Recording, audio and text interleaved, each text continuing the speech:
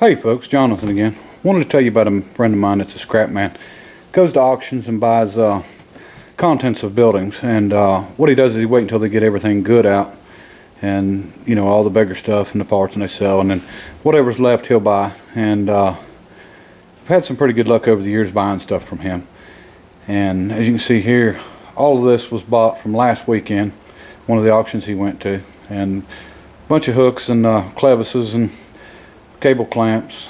Got a bunch of washers, big washers, and bushings, knobs, and bucket of bolts there. But anyway, what he does is he buys it and he likes to pour it out on tarps, and then he'll go through it and get all the copper and the brass and stuff out, and scrap it out. And when he pours it out, he'll call me and I'll go over and go through it and get what I want. I bought all this stuff here and give him $30, and so it's nice to have a scrap man as a friend. And I've got a few of them that call me when they get something good, and let me know. Usually bigger stuff. This guy here, when he gets the smaller stuff, he'll call me and I'll go through it. And this is last weekend what he got, and what I'd gotten from him, and then I'm gonna show you what I got this weekend, or what he picked up this weekend and I picked up today.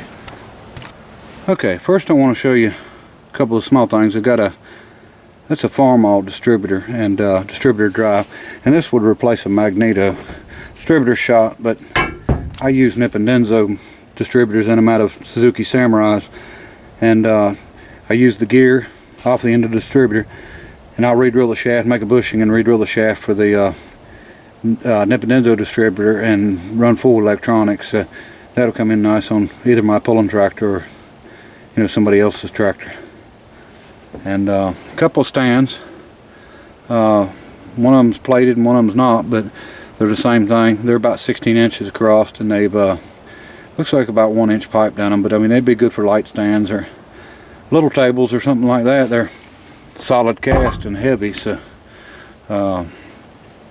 it looked like they've done quite a bit of grinding on this one to do the plating on it, but they'll make nice pieces for something.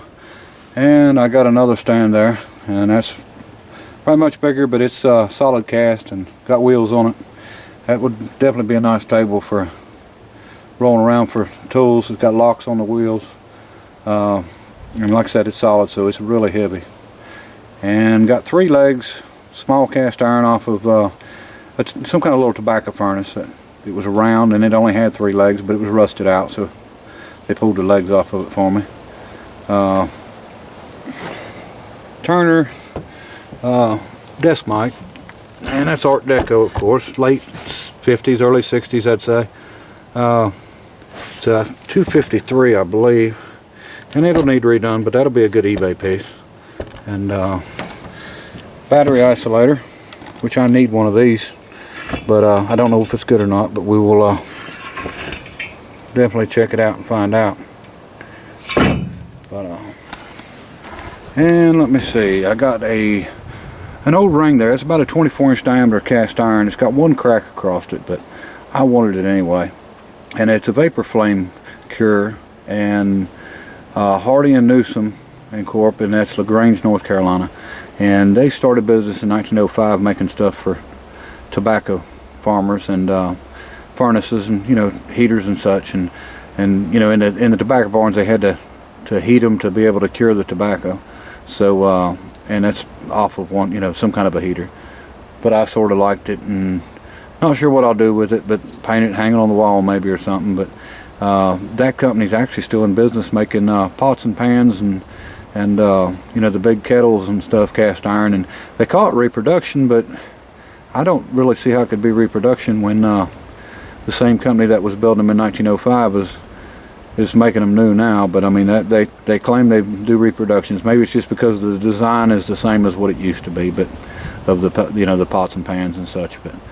But anyway, and here's the big piece I bought, and I don't think these go together, but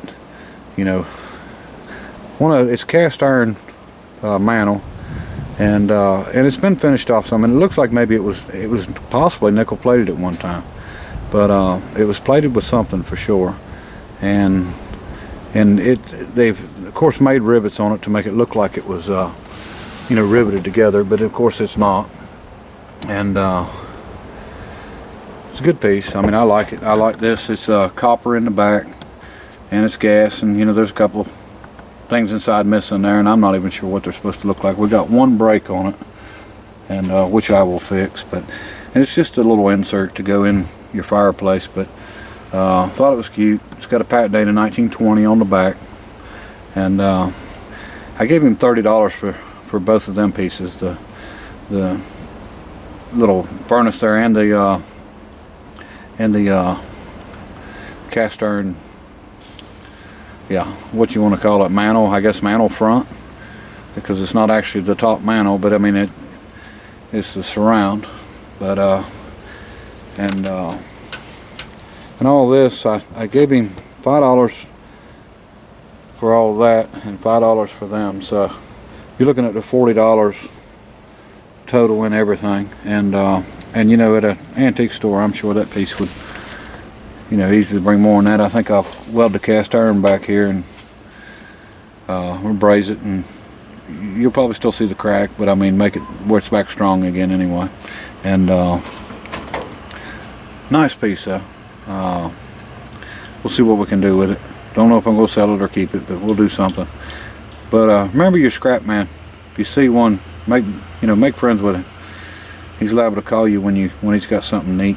And this guy here, just everything he sees is scrap, so this all would have went right onto the scrap yard. He wouldn't have thought twice about it.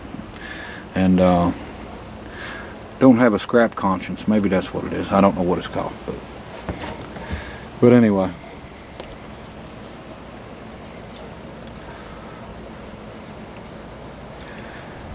Until next time, thank you.